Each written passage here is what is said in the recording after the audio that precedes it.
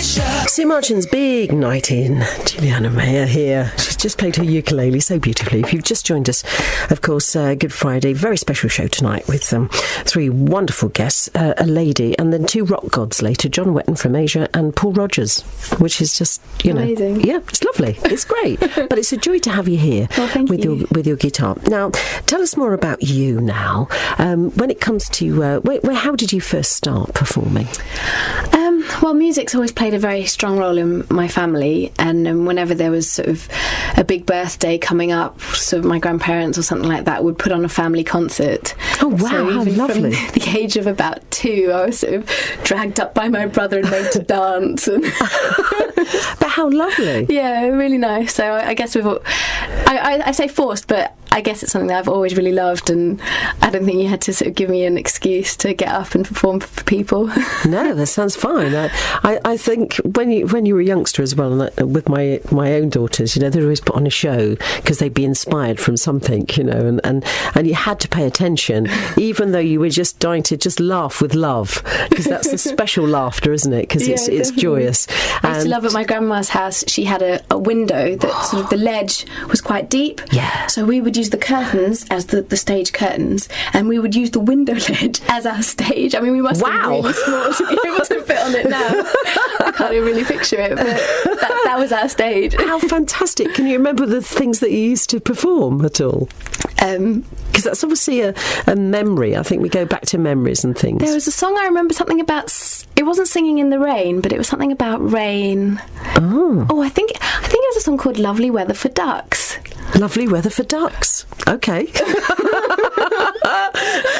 All right. You see, that's a nice. I like the idea of that. Lovely Weather for Ducks, and anybody else who's got kind of like a first memory of that kind of thing that's lurking somewhere, thinking, oh yes, because I can remember my grandmother's red step, and she used to, do it with that red stuff, the red dubbing, just about every day, and I can remember it was mind the step, and you think it's a step, but no, it was her pride and joy. And you remember that bay window. Interesting. All right, what are we going to hear this time? Okay, well, this is a song called You Never Call, and I can talk a little later about my sort of upcoming plans, but I'm hoping to record my follow-up album, so I guess that these two songs that I'm playing for you tonight are they're world premieres, they're new ones. Oh, yeah, okay. They're brand new. Oh, how exciting. I'm very honoured. Thank you very much. Here she is live again. With each kiss you poison me, I'm too blind by love to see. Every touch the cut gets deeper, every smile the slope is steeper. For you I'm falling, but you never call, never call.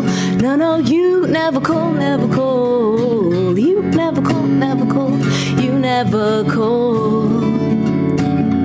I've got a hole in my chest where my heart was, and I'm doing my best regardless. With each kiss you poison me, I'm too blind by love to see. Every touch the cut gets deeper, every smile the slope is steeper. For you I'm falling, but you never call, never call.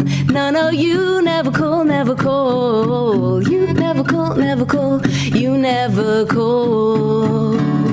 Tears come and go like rain, they don't wash away the pain. Now you never call, never call. No, you never call, never call. I shouldn't have let you stay, I couldn't keep myself away. Now you never call, never call.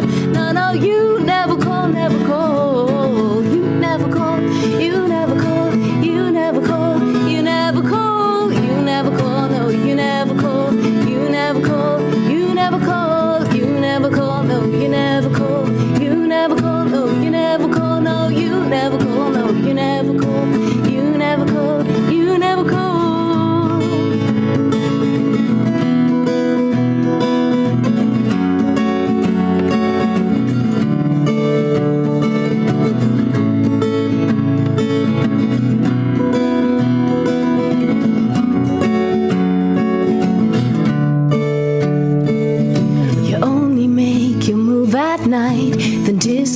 here before it's light.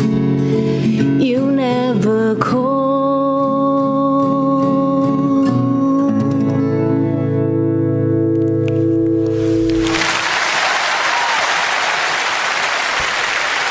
We're very lucky. Brand new songs here from our studio guest. It's quite exciting doing new songs because you never sort of know how people are going to respond to them, and I like that.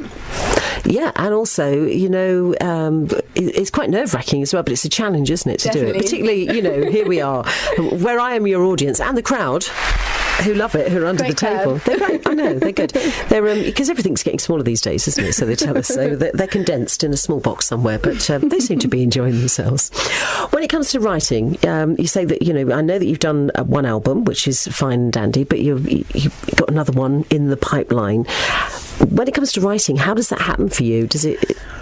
Well, there's a lot of different ways. I think before I was doing music as sort of my job, I used to mainly write to release passion and energy that was inside me of things that were sort of going on in my life or people that were close to me, around me.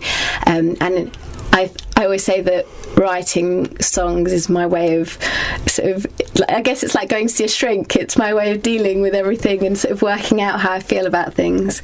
And then more recently, I guess I quite often I'll actually just sit down at the piano or the guitar and I'll just be playing. I've never really been one for sort of learning other people's music, and I'll literally just sit there messing about, and then possibly some chord combination might start to catch my ear or something, and then I guess it just kind of happens.